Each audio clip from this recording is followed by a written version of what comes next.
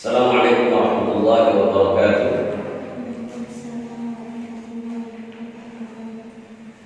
Ila hadratil Mustafa sallallahu alaihi wasallam wa thumma ila hadratil ikhwanihi min al-anbiya wal mursalin wal awliya wal syuhada was salihin wal ulama ila akhirih.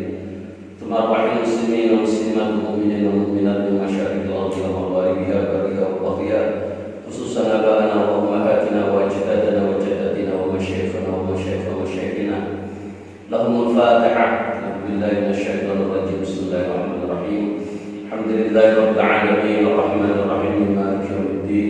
Iyyaka na'budu wa iyyaka nasta'in ihdinas siratal mustaqim siratal ladzina an'amta 'alaihim ghairil maghdubi 'alaihim waladdallin. Amin.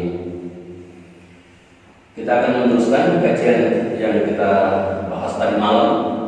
Tadi malam kita sudah membahas sampai ke item-item yang ada dalam proposal penelitian kuantitatif. Pada pagi hari ini saya akan lebih perjelas ini. Yang pertama terkait dengan latar belakang masalah. Latar belakang masalah itu semestinya berisi apa sih?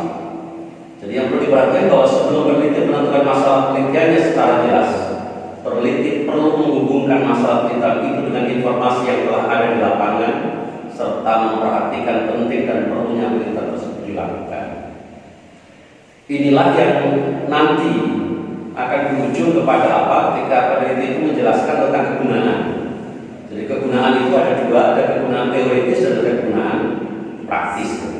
Jadi ketika seorang peneliti itu bisa mengkaitkan masalah yang akan dia teliti dengan realita di lapangan, itu akan bisa menunjukkan secara lebih jelas apa sih manfaatnya penelitian itu untuk siapa? Ya, untuk pengguna. Untuk pengguna. Pengguna itu sangat boleh jadi adalah subjek yang diteliti, atau boleh jadi ada komponen orang-orang lain, jadi orang-orang lain yang memang dia bergelut dalam dunia yang sedang diteliti itu. Yang kedua, peneliti hendaknya membahas perpustakaan yang bersangkutan dengan permasalahannya, sebagaimana yang nanti kita akan bisa jelaskan ketika kita membahas tentang kelas pustaka, bahwa semestinya seluruh disiplin ilmu itu telah terbangun, tubuh dari ilmu itu sudah terbangun, dan semestinya peneliti itu adalah memberikan satu sumbangsih kecil dari bangunan ilmu yang sudah jadi itu. Apakah sumbangsih itu berupa memperkuat teori-teori yang sudah ada, atau lebih meluruskan itu, atau lebih mengkritik. Jadi ada beberapa teori yang sudah tidak dapat dipertanggungjawabkan.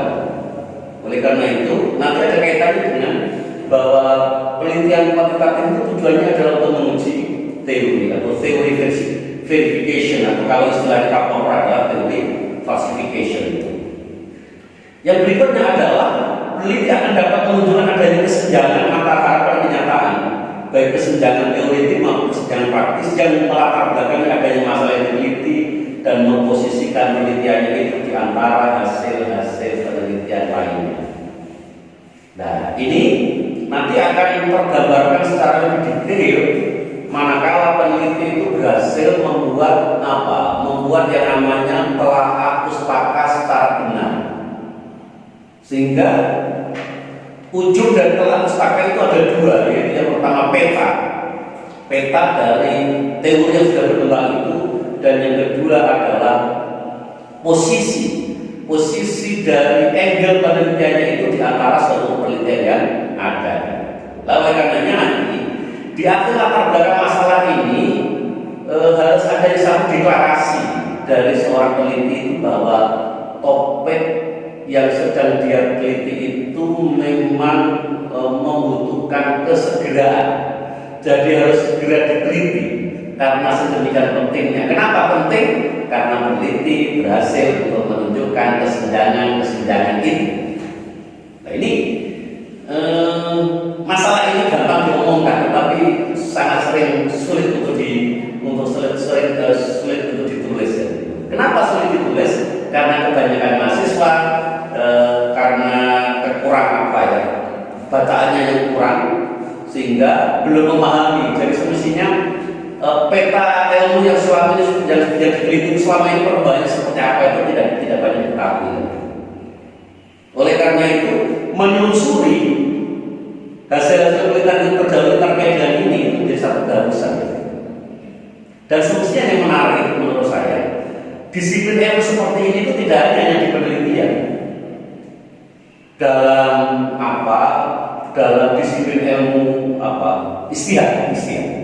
Seorang mustahid itu tidak hanya berkewajiban untuk memahami Al-Quran dengan seluruh ilmu yang terkait, tidak hanya memahami hadis dan seluruh ilmu yang terkait, tetapi seorang mustahid, seorang mufti, kalau dalam konteks memberikan fatwa, mufti itu ya orang yang memberikan fatwa, orang yang disebut dengan ustaz yang sering ceramah itu ya mufti kan itu, karena dia memberikan fatwa. Nah, pemberi fatwa itu tidak hanya dituntut memahami Al-Quran dan seluruh ilmunya, tidak hanya dituntut memahami hadis dan seluruh ilmunya, tetapi juga harus memahami bagaimana ulama-ulama terdahulu sudah mendiskusikan ini.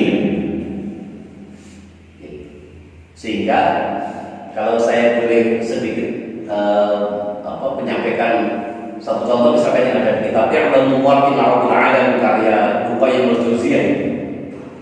Seorang peneliti itu tidak diperkenankan untuk mengatakan bahwa sesuatu yang disampaikan itu adalah hukum Allah, manakala hukum itu tidak dihasilkan dari dalil-dalil yang qat'i. Qat'i dalam hal apa? Qat'i dalam kalau Al-Quran, hadis mutawatir itu qat'i umur. Ya memang dipastikan itu dari Allah, itu dari Rasulullah. Tetapi qat'i dalalah bahwa tidak seluruh ayat, tidak seluruh hadis itu bisa dipahami maknanya yang sedemikian sama oleh seluruh ulama. Jadi manakala suatu hukum itu tidak dihasilkan dari dalil yang qat'i dalalah, jangan dipaksakan bahwa itu adalah hukumnya Allah. Tetapi harus katakan siapa itu adalah hasil istihadnya si A, istihadnya si B. Nah ini karena ustaz-ustaz sekarang itu tidak mengindahkan ragu-ragu ini, termasuk ragu-ragu yang diberikan oleh para mustahid, termasuk di dalamnya ragu-ragu diberikan oleh Ibnu Qayyim al-Jauziyah, sehingga orang sekarang sudah memaksakan. Kalau yang ini menyalahi agama, tidak ada dalam Islam dan seterusnya. Padahal dia hanya tahu dari satu hadis yang itu, tidak tahu yang lain-lain, sehingga seringkali menjadikan juga. Jadi semestinya saya sering merenung bahwa tata cara orang meneliti itu semestinya banyak mengikuti tata cara yang digunakan oleh para mustahid ketika beristihad yang terkait dengan terkait dengan fikih, terkait dengan hukum, tetapi juga sering mengikuti tata cara para peneliti perawi yang ketika meneliti para perawi itu sehingga melahirkan yang namanya kutub rijal, kitab-kitab yang terkait dengan biografi perawi itu. Jadi banyak mengikuti itu. Jadi saya kembali sini bahwa seorang peneliti itu harus berhasil menjual kesenjangan, dan kesenjangan itulah yang namanya masalah. Masalah itu berarti apa? Masalah itu masalah itu berarti kesenjangan antara dasar yang dia idealkan dengan desain dengan kenyataan. Makanya kalau sampean ingin tidak punya masalah kan itu, sampean itu kalau ingin hidupnya ayem, tentrem kan itu, hidup di seluruhnya indah, caranya bagaimana? Tidak perlu punya impian. Itu ya. Jadi kalau sampean tidak punya impian, itu seluruhnya ada syukuri kan itu. Coba kalau orang itu membayangkan, kalau kita punya rumah lantai 4, naik turunnya pakai lift, mobilnya pakai mobil Jaguar kan itu. Jadi yang dibayangkan adalah orang yang kaya raya itu. Dia punya motor mengeluh, kalau hujan-hujanan, kalau panas-panasan dan itu. Begitu bisa beli mobil lagi, mengeluh lagi kan itu. Masa hanya Avanza kan itu, dan seterusnya. Jadi semakin orang itu mempunyai keinginan yang tinggi untuk urusan-urusan duniawi, maka orang itu semakin tidak bahagia. Jadi oleh bahwa bahagia itu tidak berkorelasi positif dengan berapa jumlah uang yang dia miliki, tidak berkorelasi positif terkait dengan itu. Jadi yang namanya bina adalah bina nafsu, jadi hati, urusan hati. Jadi saya kembali ke sini bahwa ketika menjelaskan latar belakang itu, penelitian berhasil untuk menunjukkan kesenjangan-kesenjangan, dan kesenjangan-kesenjangan itulah nanti peneliti harus menunjukkan bahwa memang ada satu masalah, ada satu angle yang belum dikaji oleh. Jadi yang belum dikaji itu satu angle, bukan satu topik kan itu ya. Kalau satu topik apakah ada yang satu topik yang belum kurang? Enggak ada sudah. Salah satu contoh ketika saya tulis tentang pembaruan pesantren, juga sangat banyak. Sudah minta banyak pembaruan pesantren itu diteliti kan itu. Tetapi saya yakinkan membaca bahwa penelitian saya ini baru. Kenapa? Karena saya meneliti pesantren, meneliti pembaruan pesantren yang berangkat dari pesantren salaf, yang pesantren salaf itu tidak terkorbankan kesalahannya, tapi bisa mengikuti tuntutan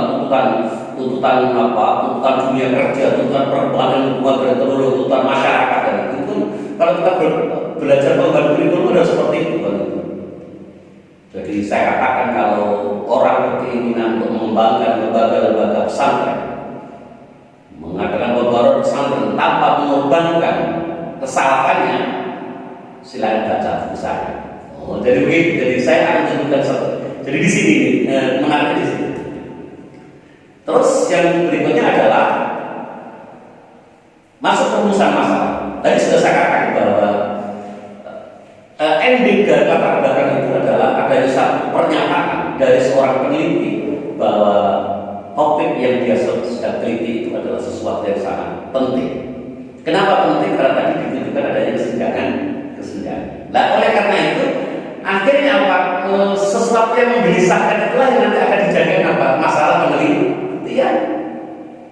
Kalau begitu apa yang harus diperhatikan? Jangan sampai ada masalah penelitian yang tidak dijelaskan latar belakangnya. Itu namanya masalah muncul tiba-tiba kan gitu. Tidak ada beda, ada cewek sengamuk kan gitu. Jadi itu tidak benar kan gitu. Jadi harus seperti latar belakangnya seperti apa. Oleh karena itu rumusan masalah hendaknya disusun secara singkat, padat dan jelas. Itu rumusan masalah yang memperlihatkan variabel-variabel teliti, jenis hubungan antar variabel dan subjek penelitiannya. Ini jadi kalau dia akan teliti apa? Ini kan sebagaimana kemarin sudah saya jelaskan bahwa masalah penelitian itu ada dua macam. Ada masalah deskriptif, jadi mendeskripsikan. Tapi jadi kalau kita kaitkan dengan yang kemarin kita jelaskan, masalah itu ada yang terkait dengan mendeskripsikan. Misalkan kalau orang itu meneliti, misalkan korelasi antara motivasi terhadap prestasi, itu saudara tidak bertanya bagaimana motivasi santri Syarif Hidayatullah, itu berarti pertanyaan deskriptif. Bagaimana prestasi santri Syarif Hidayatullah, itu juga pertanyaan deskriptif. Ada lagi pertanyaan berikutnya apa? Yang menjelaskan hubungan antar variabel tadi, yaitu seberapa tinggi korelasi antara motivasi terhadap prestasi. Siapa? Santri Syarif Hidayatullah. Jadi itu sudah perlihatkan, memperlihatkan variabel yang diteliti, memperlihatkan hubungan dan memperlihatkan subjeknya. Subjeknya siapa? Santri Syarif Hidayatullah. Variabelnya apa? Motivasi dan prestasi. Hubungannya apa? Tadi hubungan tadi. Hubungan.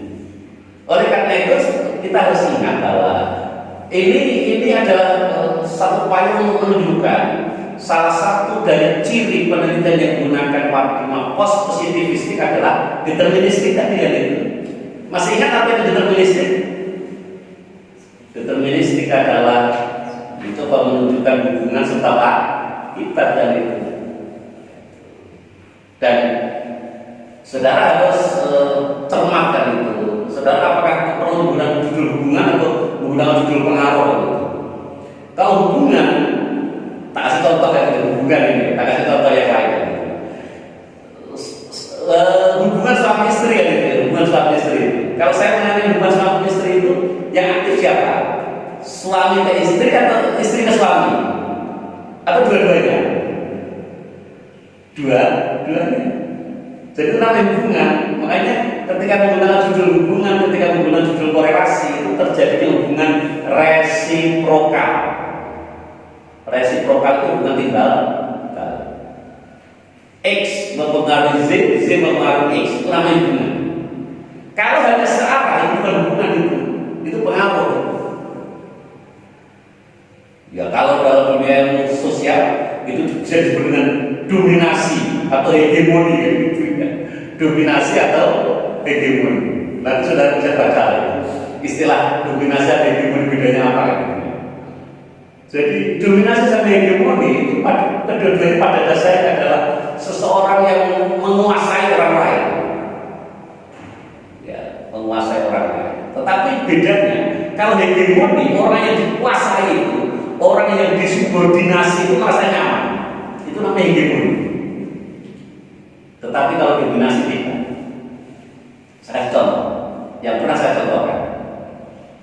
Seorang santri yang ngabdi ke rumah dalam kiai, yang tugasnya banyak.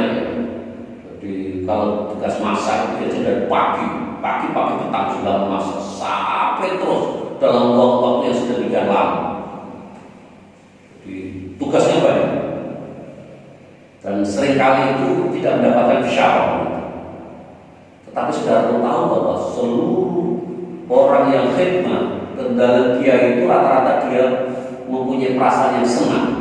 Kenapa senang? Karena kiainya berkenan untuk mempercayainya. Mempercayai apa? Ya mempercayai masa, mempercayai agar kalau kesalahan dan seterusnya dan itu. Jadi penguasaan kiai terhadap santri seperti ini itu namanya hegemoni.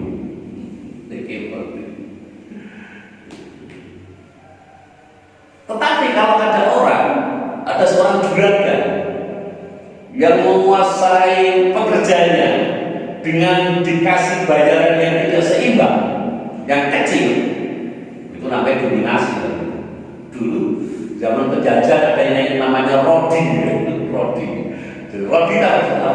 kerja paksa, itu dominasi, itu bukan hegemoni. Ya. Jadi kalau pengaruhnya searah itu pengaruh, bukan hubungan. Ya, ini itu sudah perhatikan. Jadi yang kedua, ciri dari penelitian kuantitatif itu rumusan masalah itu memperlihatkan variabel yang diteliti, memperlihatkan hubungan dan memperlihatkan saksi. Terus yang ketiga, masalah itu juga harus dapat diuji secara empirik. Nah ini, jadi dapat diuji secara empirik. Gitu. Oleh karena dalam penelitian kuantitatif itu sesuatu yang sifatnya abstrak itu harus diempirikan. Makanya ketika kita membahas tentang apa para penelitian, salah satu cirinya adalah apa? Empirical observation and measurement. Jadi harus dilakukan yang namanya observasi empirik dan dilakukan alat ukurnya harus empirik. Contoh, kalau orang itu meneliti tentang apa, misalkan motivasi itu asalnya itu konkret atau abstrak? Abstrak. Apabila ada 10 mahasiswa datang menemui kita, mana yang motivasinya tinggi? Tidak terlihat.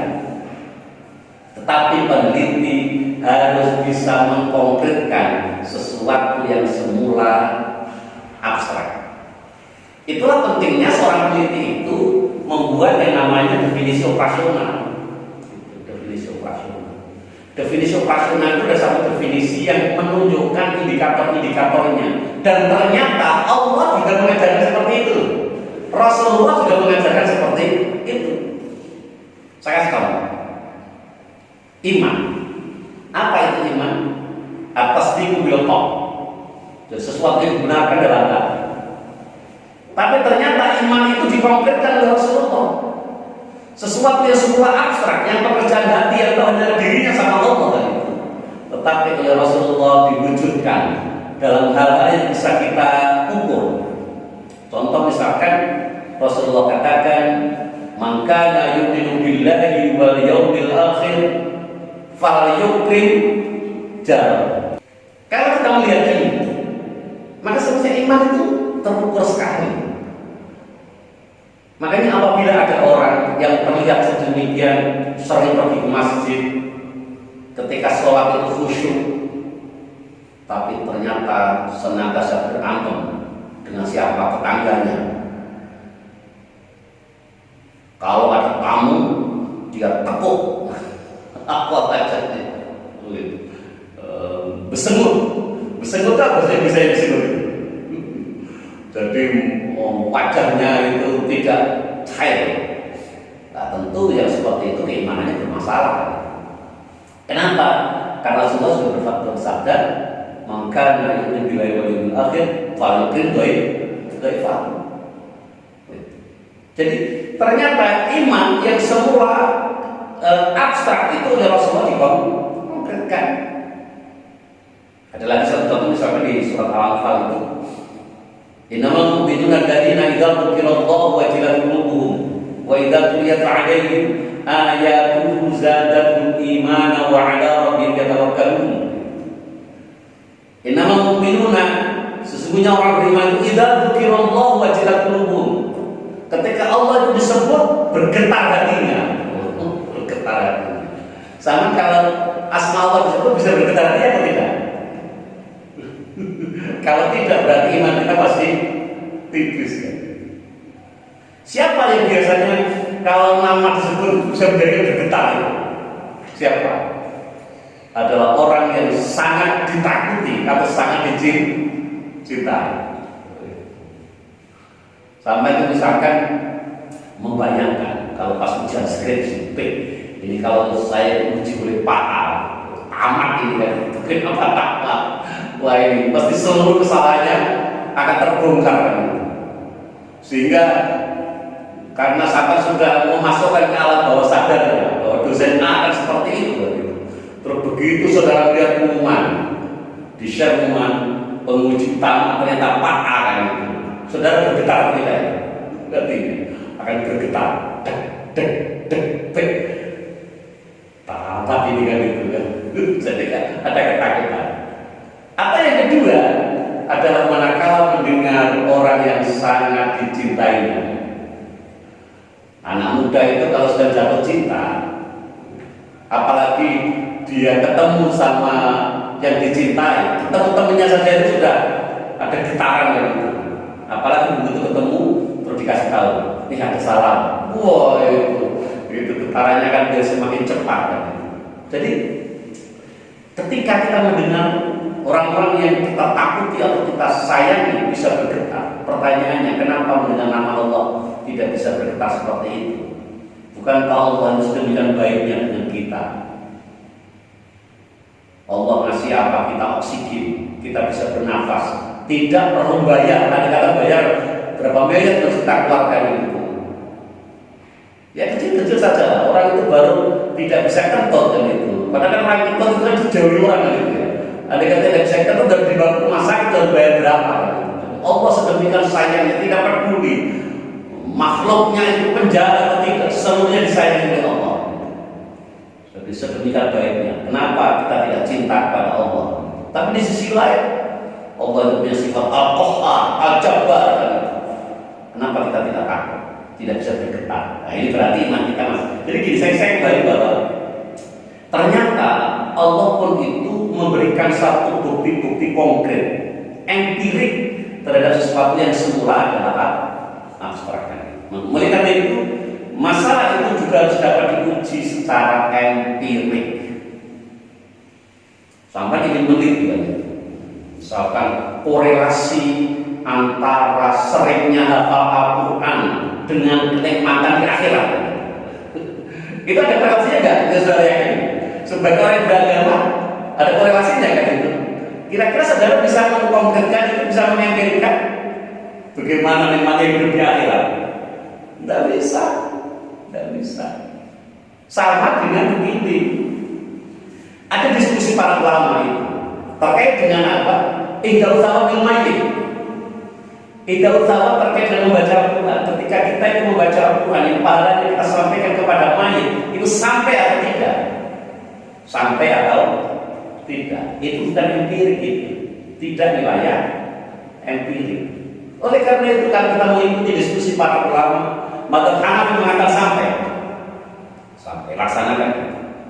Madzhab Maliki yang ragu-ragu ini antara sampai tidak sampai itu ragu-ragu.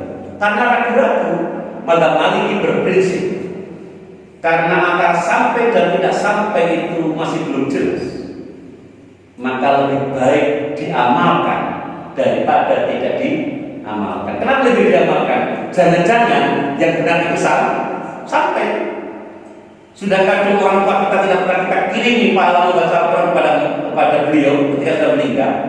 Ternyata nanti di akhirat oleh Allah seluruh pahala bacaan Al-Quran itu manakala dibaca secara ikhlas, yang membacanya tidak ingin mendapatkan bayaran, ternyata seluruhnya sampai. Padahal sekian lama sudah tidak kita kirim. Oh itu. Makanya madzhab Maliki dan madzhab sampai atau tidak sampai, tapi tetap menyarankan lebih baik gini. Bagaimana dengan madzhab Syafi'i? Madzhab Syafi'i. Kalau madzhab Syafi'i mengatakan sampai dan itu, walaupun ada satu kutipan bahwa Imam Syafi'i sendiri mengatakan tidak sampai. Tetapi Imam Syafi'i sendiri pernah mengatakan in khatam fa hasan. Ketika orang itu misalnya menghatamkan Al-Quran untuk dikirimkan itu ternyata bahwa hasan. Maka saya secara pribadi meyakini Imam Syafi'i pun mengatakan itu sampai. Kalau Imam Ahmad bin Hanbal jauh lebih tegas mengatakan wa idza dakhaltum maqabira faqra'ul Qur'an. Ketika kamu sekalian masuk ke kuburan, bacakan Al-Quran. Sayangnya orang-orang yang sering memproklamirkan diri menjadi pengikutnya madzhab Hambali, karena madzhab Hambali itu berkembang di Arab Saudi, di Mekah Madinah. Sayangnya orang-orangnya itu menjadi anti apa? Anti mengirimkan pahala membaca Al-Quran kepada mayit. Tadi saya katakan bahwa sampai tidaknya itu adalah barang yang masih gaib. Tetapi kalau kita ingin meneliti itu dengan penelitian kuantitatif tidak bisa. Kenapa tidak bisa? Karena itu tidak wilayah empirik dan tidak bisa diempirikan sekarang ini.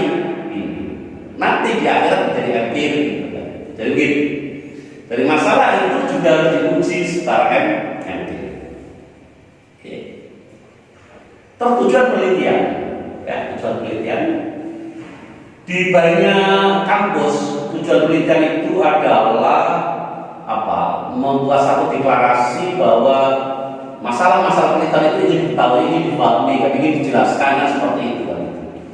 Jadi seringkali dijelaskan bahwa kalau dalam masalah penelitian, dalam pertanyaan penelitian itu disampaikan dengan kalimat tanya, dan strukturnya adalah struktur kalimat pertanyaan. Kalau di tujuan penelitian itu disusun menjadi kalimat pernyataan. Hanya saja memang tujuan penelitian seperti ini kan itu sudah banyak dikritik ya, sudah banyak dikritik oleh peneliti-peneliti kredibel gitu ya, peneliti kredibel. Oleh karena itu saya secara pribadi lebih cenderung dengan apa yang disampaikan oleh Jordan B. Pressure dalam bukunya Educational Research itu yang mengatakan bahwa penelitian tujuan penelitian uang itu adalah tes teori. Maka kalau ternyata saudara itu hidup di kampus yang buku pedomannya untuk tujuan penelitian itu adalah tadi menjelaskan, mengetahui atau apa yang saudara pertanyakan itu kan, kalau memang caranya seperti tidak, harus saudara tulis karena itu memenuhi ketentuan kampus. Tapi saran saya, sebelum saudara jelaskan itu, ada satu pengantar bahwa penelitian saudara itu akan menguji teorinya siapa. Kenapa ini jadi penting? Karena disepakati oleh ilmuwan bahwa penelitian kuantitatif itu menggunakan paradigma positivistik atau post positivistik yang salah satu cirinya adalah teori verification, adalah memverifikasi teori kan itu. Jadi oleh karena itu tujuan pokok dari penelitian kuantitatif itu adalah menguji teori. Maka biasanya bagi mahasiswa yang meneliti dengan pendekatan kuantitatif itu, ketika ujian itu oleh penguji sering bertanya, pengujinya bertanya, saudara sedang menguji teorinya siapa? Oh, jadi seperti itu kan? Mana teori yang ada uji yang mana kan? Makanya Kalau nanti saudara di tujuan penelitian itu katakanlah saudara itu mengatakan saya sedang menguji teorinya katakanlah borju itu. Kalau di tujuan penelitian saudara mengatakan seperti itu, maka nanti di bab 2 ketika saudara menjelaskan tentang landasan teori, maka teorinya borju itu harus saudara kaji secara mendalam. Tidak sekedar hanya saudara itu mengutip sekilas apa yang disampaikan oleh borju, tetapi saudara juga harus mengutip bagaimana tulisan borju itu didiskusikan orang. Seperti itu. Itulah yang masuk namanya apa? Ya, kerangka teori seperti itu. Karena ujung dari telah abstrak semestinya di situ ujungnya. Membangun yang namanya kerangka teori itu. Jadi itu berbeda. Oke. Terus kita masuk berikutnya. Kita masuk ke berikutnya yang terkait dengan apa tadi? Telah abstrak. Telah abstrak. Kenapa telah pustaka itu jadi penting? Karena sudah saya katakan tadi bahwa pada dasarnya bangunan-bangunan ilmu itu sudah terbangun. Tubuh ilmu itu telah tegak. Jadi seorang peneliti katakanlah kalau dia itu ingin meneliti terkait dengan strategi pembelajaran, yang namanya disiplin ilmu strategi pembelajaran itu sudah ada, sudah ditulis orang. Itu pertanyaannya. Dari seluruh karya yang sudah ada itu bangunannya seperti apa? Sudah disuruh menggambarkan. Itulah menurut Lawrence Newman dalam bukunya judulnya Socialistic Method itu. Jadi seorang peneliti ketika melaksanakan yang namanya telah pustaka itu harus mengutip, harus menggunakan sekian banyak literatur itu, dan literatur itu ketika saudara sudah kumpulkan itu harus saudara gambarnya itu mana yang sejalan. Oh, misalkan ternyata dari seluruh literatur itu bisa saya kelompokkan ke dalam 3 misalkan 1, 2, 3 satu contoh seperti itu. Dan itu sudah ada gambaran. Itulah yang namanya telah pustaka. Ketika saya meneliti tentang The Sieve of Yais Rose yang saat itu tahun 2015 dan terbit di ISUP itu kan. Ketika saya meneliti pergeseran peran kiai, itu pertama saya mendiskusikan bahwa ilmuwan yang membahas tentang kiai dalam konteks Indonesia yang pertama itu adalah Clifford. Ketika dia menulis The Changing Roles of Kiai as a Cultural Broker, dia teliti itu di Mojokerto, Pare, daerahnya Mbak Isti kan itu, di Pare itu. Yang mengatakan bahwa peran kiai sudah mendekati akhir. Kenapa mendekati akhir? Karena kiai itu sebagai piala budaya. Sementara perkembangan budaya itu jauh lebih cepat dibanding kemampuan kiai. Maka peran kiai yang sudah mendekati akhir. Nah ini apa yang disimpulkan oleh Clifford itu dibantah rame-rame. Saya kutipkan beberapa ilmuwan berikutnya yang tidak sejalan dengan Clifford itu. Siapa dia? Misalkan Hiroko Horikoshi, siapa lagi? Marcel Hudson. Horikoshi ketika mengakhiri studinya di Illinois University. Jadi Horikoshi itu seorang wanita dari Jepang. Dia akhiri studinya di Amerika. Dia meneliti di Jawa Barat, meneliti ajengan. Siapa lagi yang tidak sejalan dengan Clifford? Marcel Hudson. Marcel Hudson itu menulis buku The Venture of Islam. Saudara bisa datang ke perpustakaan satu lah, ada bukunya kan, saudara baca 3 jilid. Jadi kalau saudara baca khatam itu insya Allah ada jadi pinter sejarah dan peradaban Islam kan, 3 jilid. Saya pernah membaca buku 1 jilid tebal sampai khatam gitu. Misalnya bukunya Creswell, Educational Research itu pernah nggak saya membaca sampai khatam itu kalau saya bisa baca sampai khatam hebat. Jadi semestinya saya sering merenung itu. Kalau mahasiswa misalkan mempelajari metodologi penelitian, terus dia gunakan 1 buku saja, tidak usah banyak-banyak, 1 buku saja dari seorang penulis yang kredibel dan dibaca dari awal sampai akhir dan dia paham, itu sudah sangat luar biasa, sangat luar biasa. Itu. Bahkan mungkin kalau membaca buku-buku kecil misalkan itu ya, buku kecil, itu saya juga sangat luar biasa kan itu. Maka caranya apa? Kalau sampai hatam. Misalkan nanti saudara itu akan meneliti dengan penelitian kualitatif dengan menggunakan varian case study, studi kasus. Sama membaca bukunya Robert Kazin, case study, membaca itu punya tipis sekali kok, tipis sekali. Mungkin sekitar 100 sekian halaman, tipis sekali. Itu sudah baca dari awal sampai akhir dan saudara paham. Oh, itu sudah luar biasa. Saya masih sekarang itu tidak sempat membaca buku yang dibaca apa? Status apa? Status WA, status Facebook, apa lagi? Jadi baca status lah.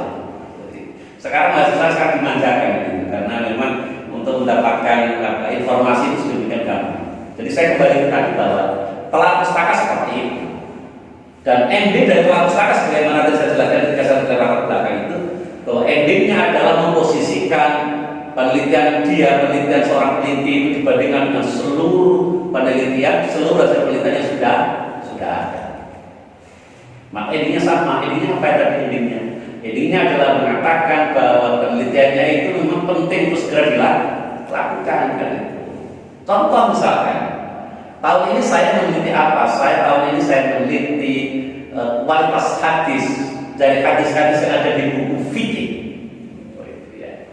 Kenapa saya tertarik untuk meneliti ini? Karena 2 tahun yang lalu ketika saya meneliti hadis-hadis yang ada di buku PAI dan Budi Pekerti SMA, saya lupa jumlah hadisnya berapa, tapi lebih dari 30% hadisnya dhaif. Nah, ini saya tidak tahu karena belum kita laksanakan. Kenapa sampai hadis dhaif digunakan? Itu boleh jadi memang pengarang kitab itu tidak mempunyai keahlian yang memadai untuk apa? Mengetahui hadis yang dikutip itu ini hadisnya seperti apa. Seringkali tidak hanya kualitasnya tidak jelas, bahkan sampai mukharijnya hadis itu dikeluarkan oleh siapa itu seringkali tidak jelas. Ya biasanya kalau kita belajar kan ada akhrajahu itu atau rawahu itu seringkali tidak disertakan. Tidak hanya itu, kadang-kadang hadis itu dikutip dengan terjemahnya kan gitu. Jadi bagaimana bahasa Arabnya nggak tahu kan itu, seringkali seperti itu. Itu kalau di buku PAI dan Budi Pekerti SMA yang pernah saya teliti itu, yang kebetulan memang salah satu penulisnya itu pernah kesana masalah ketika rame-rame pilpres dulu itu. Wah, pilpres itu kan mau hirup pikuk ya, antara yang pro mana kan gitu ya. Jadi seperti itu. Seringkali nalar kita tidak sehat ketika sudah mengikuti pilpres. Jadi itu telah pustaka itu telah pustaka. Nah, kata Lawrence Newman, cara mengajar telah pustaka yang jelek itu adalah caranya apa yang paling jelek itu? To make list, untuk membuat daftar. Gimana? Saudara mengatakan topik penelitian ini telah banyak dikaji orang. 1. Namanya apa? Judulnya apa? Kesimpulannya apa? 2, 3, 4, 5. Itu jelek. Kenapa jelek? Karena cara seperti itu tidak bisa memposisikan angle dari penelitiannya itu di antara seluruh penelitian yang sudah ada. Jadi posisinya di mana? Ya jelas dia hanya membuat daftar kan itu. Andai kata orang itu membuat satu bangunan gitu, itu hanya ditumpuk-tumpuk. Maka saya sering kali mengatakan ilmuwan itu seharusnya seperti tukang, tidak seperti pemilik bahan bangunan, tidak seperti penjual bahan bangunan. Apa beda antara tukang sama penjual bahan bangunan? Penjual bahan bangunan itu pasir punya, bata punya, semen punya, apalagi yang tidak punya, besi punya, bendera punya, paku punya, seluruh punya. Tapi masalahnya, apakah penjual bahan bangunan yang dia miliki seluruhnya menjadi satu bangunan? Tidak. Peneliti harus seperti tukang yang bisa mengkait-kaitkan itu kan itu. Makanya kalau seorang peneliti itu mengutip, itu harus jelas. Dia mengutip itu dalam rangka untuk apa kan itu? Apakah dalam rangka memperkuat logika yang dia sedang bangun, atau dia sedang menunjukkan bahwa di luar logika ini ada pendapat-pendapat lain dan kita tunjukkan kelemahan pendapat-pendapat itu kan? Itu harus jelas. Itulah yang namanya membangun. Makanya seorang peneliti itu tidak boleh sekedarnya copy paste dan tidak boleh. Harus jelas itu posisinya untuk apa itu dia mengutip itu. Nah inilah yang seringkali mahasiswa S1 karena memang belum terlatih itu yang banyak seperti itu. Bahkan terkait dengan metode penelitian yang seharusnya itu dia menceritakan apa yang dia lakukan kalau itu proposal, atau dia menceritakan apa yang dia sudah lakukan kalau itu sudah menjadi laporan penelitian. Seringkali hanya copy paste. Misalkan dia mungkin dalam rangka untuk menguji validitas temuan, saya menggunakan triangulasi. Triangulasi adalah bla bla bla bla bla. Itu seringkali kalau saya tanya, buktinya mana? Kalau saudara melakukan triangulasi, buktinya mana? Dalam paparan data yang mana? Seringkali saya tidak tahu. Kenapa tidak tahu? Karena hanya sudah copy paste tadi kan. Jadi saya kembali bahwa telah aku sepakat seperti itu. Dia harus mendialogkan antara hasil penelitian dan endingnya adalah memutuskan penelitiannya. Yang berikutnya apa yang berikutnya? Yang berikutnya itu adalah terkait dengan teori dan konsep. Konsep dan teori. Konsep apa yang dijelaskan adalah konsep dari variabel-variabel yang abstrak. Itu perlu dijelaskan. Bagaimana kalau ada seorang mahasiswa fakultas FOPK, olahraga apa? Fakultas olahraga dan kesehatan misalkan gitu, dan olahraga. Terus dia meneliti apa yang dia teliti itu, kontribusi panjangnya kaki terhadap jauhnya lompatan gitu ya. Panjangnya kaki sama jauhnya lompatan. Itu menurut saudara perlu nggak itu didefinisikan? Yang namanya panjangnya kaki itu apa definisinya kan itu? Itu kan sesuatu yang konkret sekali sih. Hanya mungkin yang perlu dibatasi. Yang namanya kaki dari mana sampai mana itu boleh lah itu dijelaskan. Tapi itu ada sesuatu yang sangat konkret, bisa langsung diukur. Jauhnya lompatan juga sama kan itu. Tetapi kalau orang itu meneliti misalkan tadi yang saya sebutkan motivasi. Apa itu motivasi? Bukti-bukti konkret motivasi itu seperti apa? Itu perlu dijelaskan. Itulah yang terkait dengan apa? Terkait dengan konsep. Nah, konsep itu gunanya apa sebenarnya? Guna konsep itu adalah digunakan untuk menyusun apa? Instrumen, menyusun alat ukur, menyusun instrumen yang digunakan untuk mengumpulkan data. Itu guna dari konsep. Definisi operasional itu. Sementara kalau teorinya digunakan apa? Teorinya digunakan untuk menyusun hipotesis. Maka setelah peneliti itu menjelaskan tentang teori dan konsep, berikutnya adalah menjelaskan tentang hipotesis penelitian. Makanya saya suka untuk menjelaskan yang namanya hipotesis penelitian itu adalah kesimpulan sementara yang didapatkan melalui teori. Jadi yang didasarkan kepada teori. Jadi tidak sekedar hanya kesimpulan sementara peneliti, tetapi kesimpulan peneliti itu memang didasarkan kepada teori. Itulah yang namanya teori verification dan itu. Barangkali ada pertanyaan, bagaimana Pak kalau teori yang terkait dengan topik yang diteliti itu belum ada? Kalau betul-betul belum ada, walaupun saya tidak percaya kalau ada satu topik yang belum diteliti itu, andai kata ada, maka dia harus melaksanakan yang namanya minta pertimbangan kepada orang-orang yang pakar. Jadi ada expert judgment. Jadi ini menurut para pakar itu seperti apa? Kalau saya menyusun hipotesis seperti ini ya. Jadi beberapa pakar dimintai untuk memastikan ini kalau logika yang sudah saya bangun untuk menyusun hipotesis ini sudah benar kesalahan. Jika memang belum ada, tapi saya yakin sekali apa ada sesuatu yang belum diteliti orang, saya tidak yakin kalau ada seperti itu. Itulah hipotesis penelitian. Oke, terus kita lanjutkan kegunaan. Saya sudah jelaskan bahwa kegunaan penelitian itu ada dua, yaitu kegunaan teoritis sama kegunaan praktis. Kegunaan, jadi oleh karena itu antara tujuan penelitian sama gunaan penelitian itu nanti nyambung. Kalau misalkan di tujuan penelitian saudara mengatakan saudara akan menguji teori tentang reproduksi sosial miliknya Bourdieu, maka kegunaan penelitiannya untuk itu kan itu.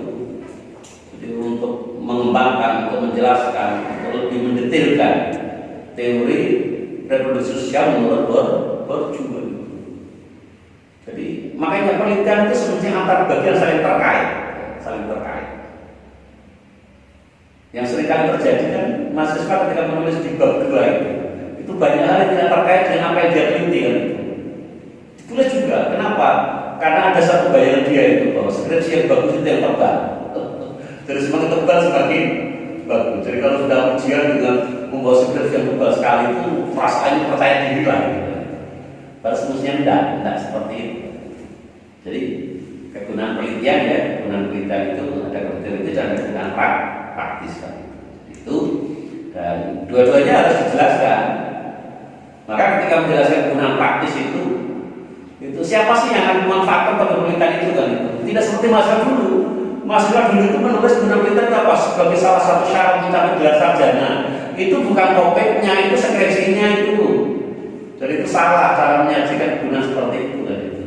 Yang memang skripsi berguna untuk apa? Kan kalau pengesahan ya, tempat pengesahan ada itu begitu. Jadi pembimbing mengatakan bahwa skripsi ini sudah sah memenuhi persyaratan untuk digunakan persyaratan untuk mencapai gelar sarjana. Itu tidak topiknya itu skripsinya. Sementara kegunaan itu terkait dengan topik penelitiannya. Jadi topik yang sudah Anda teliti itu berguna untuk siapa sih kan itu? Jangan sampai kita itu meneliti sesuatu yang ternyata tidak ada manfaatnya. Eman waktu kita ya. Seperti itu. Terus metode penelitian. Jadi metode penelitian itu terkait dengan apa? Yang pertama tentu terkait dengan pendekatan penelitiannya. Jadi pendekatan penelitiannya dia menggunakan pendekatan apa? Oh, saya menggunakan kuantitatif. Kalau sudah saudara menggunakan kuantitatif, saudara berikutnya apa? Menjelaskan varian penelitian saudara apa? Apakah saudara meneliti dengan pendekatan korelasional atau komparatif atau eksperimen atau survei? Mana yang digunakan? Nah ini jadi itu terkait dengan itu. Jadi oleh karena itu ini terkait dengan rancangan penelitian tadi. Jadi desainnya seperti apa?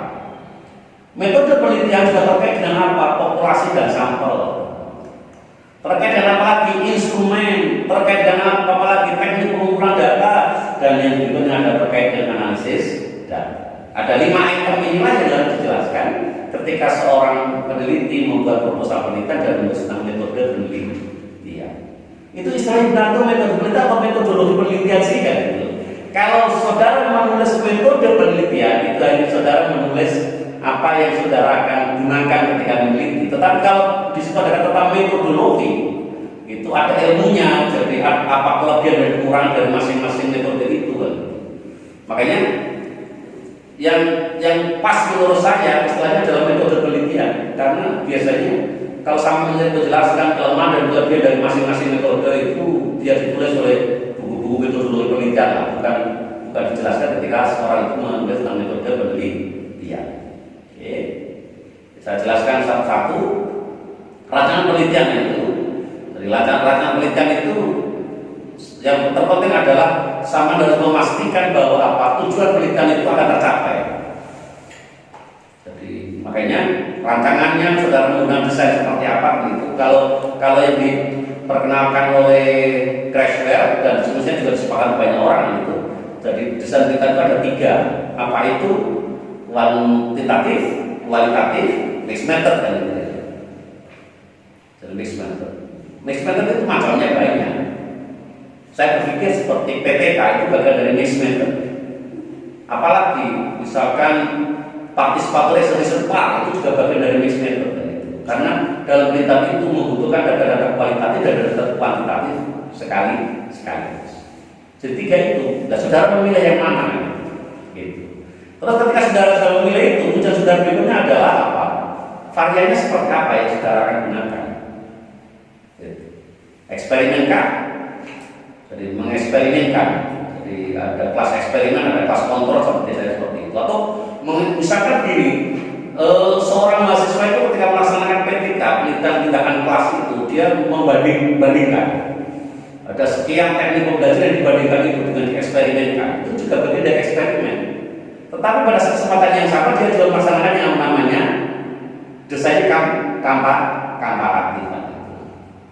Jadi kalau kita pisahkan, jadi data itu ada data eksperimen, ada data yang ex post facto. Apa beda antara eksperimen sama ex post facto itu? Apa kan? Kalau data eksperimen itu datanya belum ada. Datanya itu baru didapatkan ketika peneliti itu melaksanakan eksperimen. Itu eksperimen. Tetapi kalau ex post facto ada dasarnya, datanya sudah ada. Peneliti tinggal menggalinya kan. Ketika seorang mahasiswa itu mencoba meneliti mengkorelasikan antara motivasi dan prestasi, pertanyaannya apakah motivasi mahasiswa sudah ada? Sudah ada kan? Prestasi sudah punya. Jadi tinggal menggali saja. Kalau dia menggali saja itu namanya menggunakan yang namanya ex post facto. Tetapi kalau seperti ini, saya mau mengadakan eksperimen. Apa eksperimennya? Mahasiswa itu kalau kita kasih beasiswa, itu seberapa tinggi peningkatan motivasi belajarnya. Jadi motivasi belajar mahasiswanya bila dikaitkan dengan diberi mahasiswa biasa atau tidak itu belum ada. Baru diuji itu setelah dikasih treatment tadi. Jadi ada yang eksperimen, ada yang ex post faktor. Nah ini desain berita seperti apa itu harus jelas ditulis secara gamblang ini, ya seperti itu. Terus kita berbicara tentang apa? Populasi dan sampel. Berbicara tentang populasi dan sampel itu pertama berbicara tentang apa? Berbicara tentang parameter populasi, ciri-ciri dari populasi. Ciri-ciri dari pola populasi, parameter dari populasi nanti ada kaitannya dengan apa? Dengan teknik sampling. Kalau saudara meneliti mahasiswa yang Kediri, saudara harus tahu yang Kediri itu ada 17 program studi. Kalau dengan pasca sekarang tidak 17, sekarang jadi 21.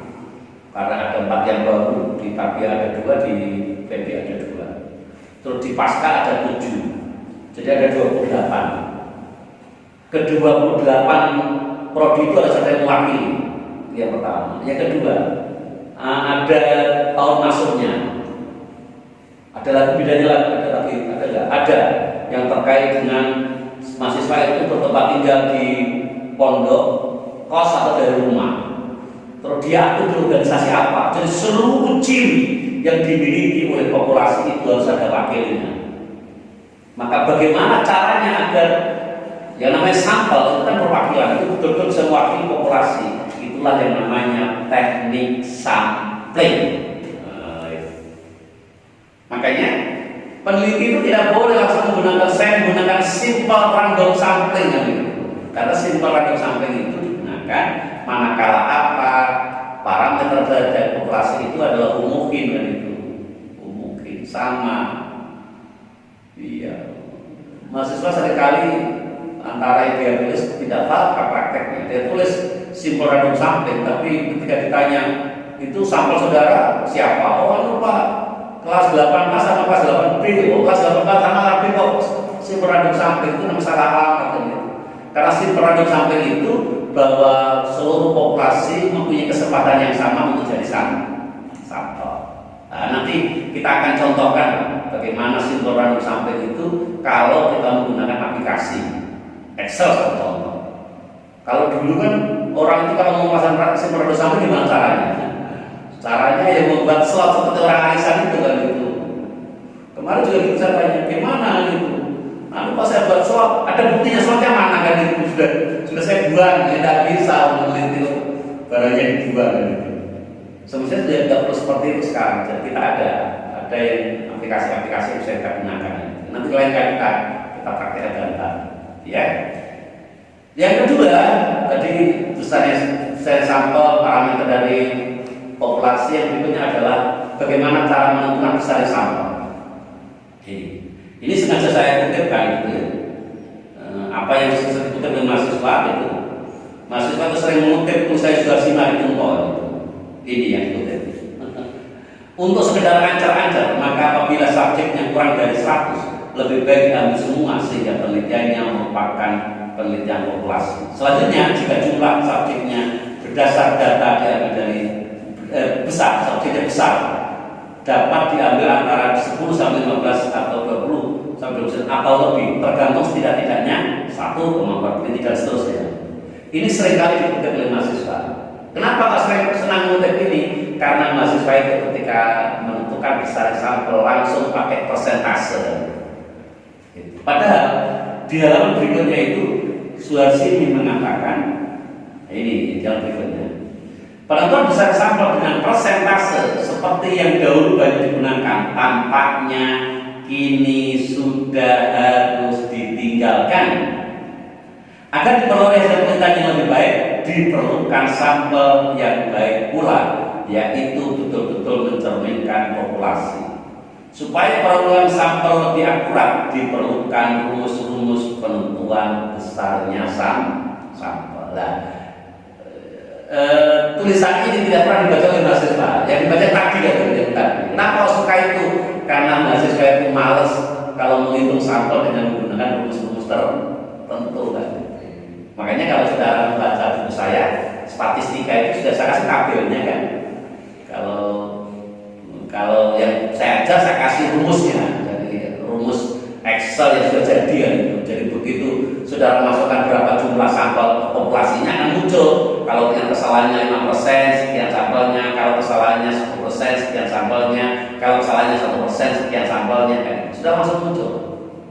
Jadi sekarang ini saya sering berpendapat orang belajar sekarang itu sudah sangat nikmat gitu ya, sudah sangat nikmat karena seluruhnya menjadi mudah gitu. Tidak seperti dulu zaman saya dulu kuliah. Dulu itu kalau kita ingin membaca buku harus beli buku, cari bukunya. Sekarang saudara di depan laptop koneksi internet sudah bisa berselancar kemana-mana kan itu. Jadi orang tidak perlu, makanya dulu beberapa 4 tahun yang lalu kan itu ada mahasiswa yang mengecat saya, Ustaz memang saya tidak bisa ikut kuliah. Katanya Anda kemana? Saya sudah ke Jogja. Ngapain cari buku? Itu menurut saya salah langkah. Ngapain repot mencari buku Jogja kan itu? Kalau sudah sekedar cari referensi, ya tidak perlu jauh-jauh ke Jogja. Di depan laptop kita akan bisa mendapatkan kan itu di mana-mana kan itu. Jadi kita bisa mendapatkan itu dengan gampang. Jadi berbicara tentang populasi dan sampel itu yang penting yang perlu kita perhatikan. Sekarang instrumen, bagaimana cara membangun instrumen, membuat instrumen itu? Membuat instrumen itu berangkat dari apa? Berangkat dari konsep tadi. Konsep atau definisi operasional itu kita breakdown menjadi indikator-indikator. Bisa dari indikator langsung menjadi item-item pertanyaan atau pernyataan. Tapi bisa kita persempit dari indikator menjadi prediktor.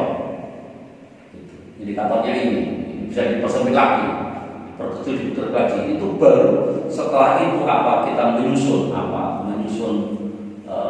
pertanyaan atau pernyataannya kan. Makanya dulu tahun 2007, 2008 ketika saya belajar metode penelitian di pasca UGM di Gedung Lengkung gitu ya, di Gedung Lengkung itu kita belajar membuat metrik.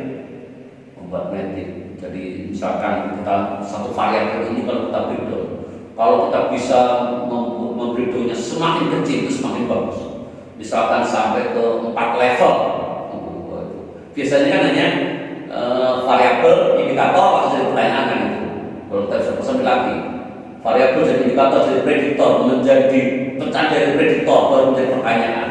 Itu jauh lebih detail. Tapi yang perlu saudara garis bawahi bahwa kalau saudara membuat pertanyaan, membuat instrumen jangan banyak-banyak.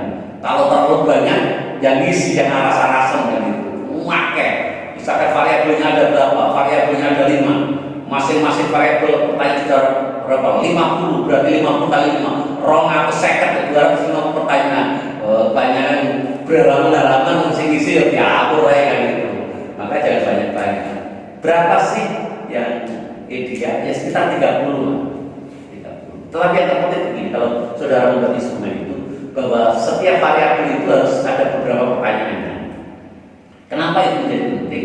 Kalau nanti instrumen itu saudara uji validitasnya, saudara uji reliabilitasnya, dan ternyata ada beberapa item yang tidak valid, itu harus saudara hapus. Nah, kalau sampai terjadi, misalkan satu indikator, saudara kasih pertanyaan berapa tiga yang tidak valid, saudara harus membuat instrumen lagi, jadi dicobakan kan itu. Jadi akhirnya perjalanan dari panjang.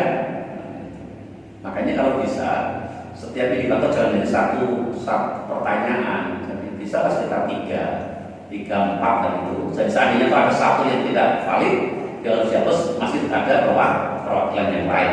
Tetapi tadi bahwa membuat instrumen itu tadi berangkat dari konsep, saudara berikan menjadi indikator, saudara juga jadi pertanyaan-pertanyaan, setelah itu saudara bawa ke tenaga ahli. Kalau terkait dengan saudara skripsi, diminta validasi kepada pembimbing yang itu. Pembimbing suruh baca. Pembimbing siapa yang kita baca? Pembimbing yang memang mempunyai disiplin ilmu terkait dengan topik yang sudah kita teliti kan itu. Nanti sudah di ACC oleh pembimbing, saudara bawa ke lokasi penelitian, saudara uji cobakan. Berapa banyak biasanya? Uji coba itu sekitar 30 bagian dari responden. Nah, itu. Jadi seperti itu. Baru nanti diuji validitas reliabilitasnya. Nah, nanti lain kali kita bisa baca itu. Kita bisa hitung apakah pakai Excel atau pakai SPSS kan. Jadi seperti itu ya. Terus pengumpulan data. Pengumpulan data itu saudara pastikan bahwa data yang sudah dapatkan itu memang valid. Oleh karena itu, kalau bisa itu saudara bisa meniru apa yang dilakukan oleh pengumpul data ketika melaksanakan survei itu. Cuma ini berat. Saya dulu ketika belajar meneliti, ketika saya mengikuti pelatihan pas ujian itu respondennya saya bayar. Tahun 2007 kita kasih ada 10.000, ada 15.000 kan itu. Sehingga kalau kita minta dia untuk menjawab pertanyaan-pertanyaan kita dalam waktu sekitar 1 jam atau setengah jam itu, mereka senang karena mendapatkan bayaran. Tapi kalau mahasiswa, bayarnya uangnya siapa? Bisa orang banyak bangkrut ya kalau dia meneliti 100 orang, satu orangnya saudara kasih 10.000, sudah 1 juta itu. Jadi ya ya saudara, yang penting saudara bisa datang, saudara bisa kasih penjelasan kan itu, jadi minta tolong untuk bisa membantu untuk mengisikan data itu kan. Jadi pengumpulan data itu harus dipastikan itu kan itu. Jadi, oleh karena itu jadwal pelaksanaan data juga harus jelas kan itu, dan saudara laksanakan itu sesuai dengan kesepakatan. Yang terakhir adalah analisis data. Analisis data itu terkait dengan apa? Nanti kita akan perjelas ya analisis data itu. Pertama, skala datanya apa, dan itu bagaimana distribusi data yang normal atau tidak, jumlah sampelnya ada berapa, dan seterusnya. Itulah yang menentukan tadi dengan analisis data. Apakah sudah menggunakan analisis parameter atau non parameter. Dan sekarang ini yang namanya menganalisis itu tidak seperti dulu.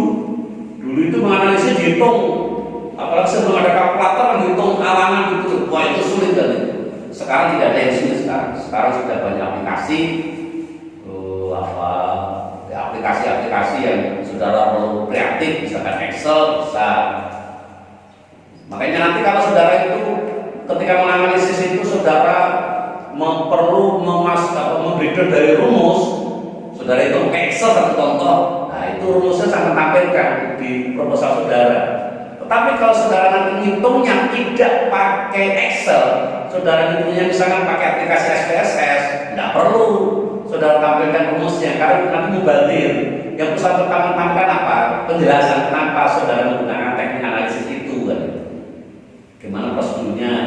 Nanti insya Allah kita akan teruskan ini kan itu bagaimana caranya, bagaimana prosedur untuk menganalisis data penelitian kuantitatif. Sementara itu untuk pagi ini, nanti insya Allah pada minggu ini kita akan habiskan dan saudara bisa memanfaatkan kemarin PowerPoint yang sudah saya bagikan itu dan nanti untuk mahasiswa yang mengikuti perkuliahan saya nanti bisa mendownload itu ya, mendownload filenya di deskripsi, jadi bisa didownload di situ. Saya kira begitu pengajian Medpen pada pagi hari ini. Kita tutup bersama dengan bacaan doa kafaratul majelis. Subhanallahumma wa bihamdika asyhadu an la ilaha illa anta astaghfiruka wa atubu ilaik. Wallahu muwaffiq ila aqwamit thoriq. Assalamualaikum warahmatullahi wabarakatuh.